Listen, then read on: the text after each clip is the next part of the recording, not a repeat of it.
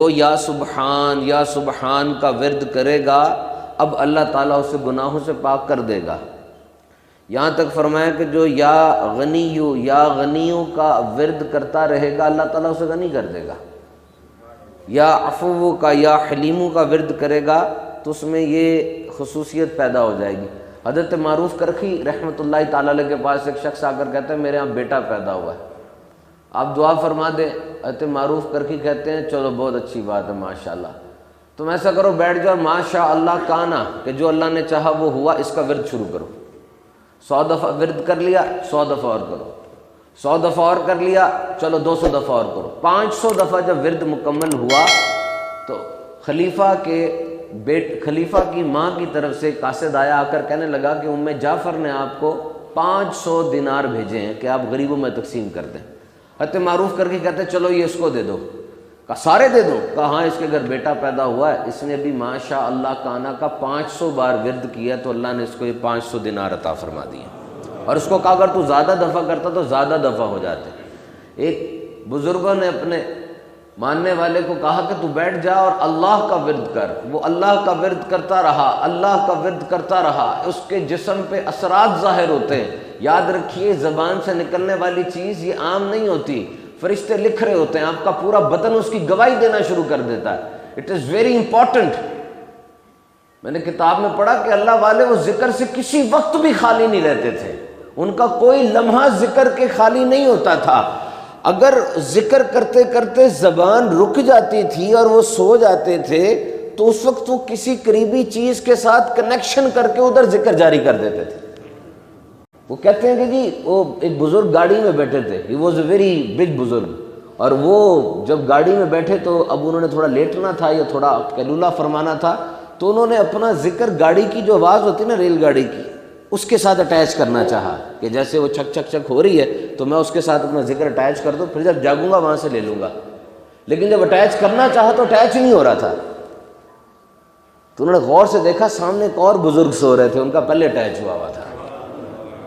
اسی طرح ایک بندہ وہ اپنے پیر صاحب کے پاس جاتا ہے تو کہتے ہیں اللہ کا ورد کرو، وہ اللہ کا ورد کرتا رہتا ہے، بالکل اس کا دل کی دھڑکن ردم میں آ جاتی، اس کی سانس اس ردم میں آ جاتی ہے، اور اسی وقت کوئی چیز اس کے سر پہ گرتی ہے اور خون بہتا ہے تو وہ خون جو گرتا ہے اس خون کے قطروں سے اللہ کا ورد بن جاتا ہے۔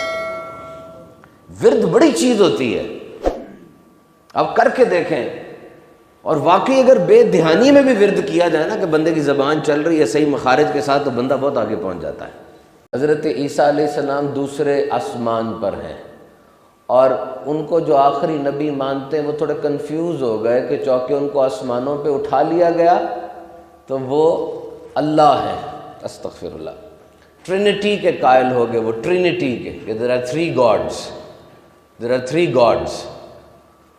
So this was blatantly rejected کہ if حضرت عیسیٰ علیہ السلام Jesus is on the third sky، اگر وہ تیسرے آسمان تک ہی اٹھائے گئے اور تم ان کو خدا مان رہے ہو تو میرے آقا تو 7 آسمانوں کے اوپر چلے گئے، اور پھر بھی ان کو عبد کہہ رہا ہے رب۔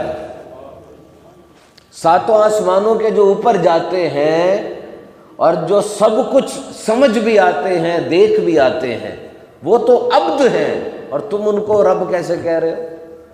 یاد رکھنا یہ بندہ ہونا نا بہت بڑا سرٹیفکیٹ ہے، یہ کوئی چھوٹی بات نہیں ہے۔ یہ خود جب رب تعالیٰ نے معراج پہ کہا میرے محبوب تو آ گیا ہے، اب میں تجھے کس لقب سے مشرف فرماؤں، تو فرمایا مالک میں تو ہر جگہ تجھے رب رب کہتا رہا، میں نے خانہ کعبہ میں بھی تجھے رب کہا، میں نے طائف کی وادی میں بھی تجھے رب کہا، جو میرے ماننے والے ہیں وہ بھی تجھے رب کہتے ہیں، ان کو حرہ کے صحرا میں گرا کے پتھر مارے جاتے ہیں، ان کے جسم کی چربی پگھل جاتی ہے لیکن وہ تجھے رب کہتے ہیں۔ تیری توحید کا پرچار میرے ذریعے ہوا اور تو میرا رب ہے، اور آج جب تو نے مجھے معراج عطا فرمائی تو معراج کے موقع پر میرا یہی ہے کہ تو مجھے عبدیت اور بندے کے لقب سے یاد فرما۔ بندہ ہونا یہ کوئی چھوٹی بات نہیں ہے، remember this is a very big certificate کہ میں بندہ ہوں، مالک میں بندہ ہوں، کاش میں صحیح بندہ بن جاؤں۔ جس طرح تمہارے ذہن میں ہر وقت رہتا نا میں ڈاکٹر، انجینئر، فائنانس آفیسر اور بڑا سیٹھ بن جاؤں، ہر وقت تمہارے دل میں تمہارے ذہن میں یہ جملہ بھی رہنا چاہیے کہ اے مالک کاش میں تیرا بندہ بن جاؤں. اور بندہ ویسے نہیں بنتا، عاجز، عبادت کرنے والا، نوکر، غلام. یہ بننا آسان تھوڑی ہے.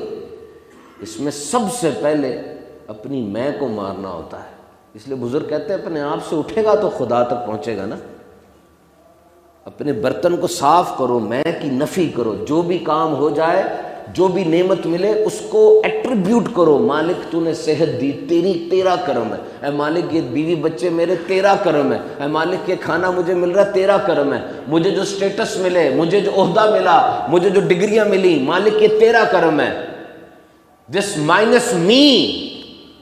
کل میں دعا پڑھی ایک جگہ پہ لکھا ہوا تھا اے مالک تو مجھے مجھ سے بچا لے، مجھے اپنا بنا لے. دعا چیک کرے. مجھے بندگی کا شوق دے، عبادت کا ذوق دے. اس کے لیے نا مجاہدہ کرنا ہوتا ہے. مجاہدہ آسان نہیں ہوتا. مجاہدہ امتحان ابتلا میں پڑھنا پڑتا ہے. پریکٹس کر کے میں مرتی، ویسے میں نہیں مرتی. کیونکہ اگر کوئی انسان وصال کا دعویٰ کر رہا ہے کہ میں جڑ چکا ہوں، میں مل چکا ہوں، اور میں باقی ہے، تو یاد رکھو جب تک میں باقی ہے وصال کا دعویٰ جھوٹا ہے.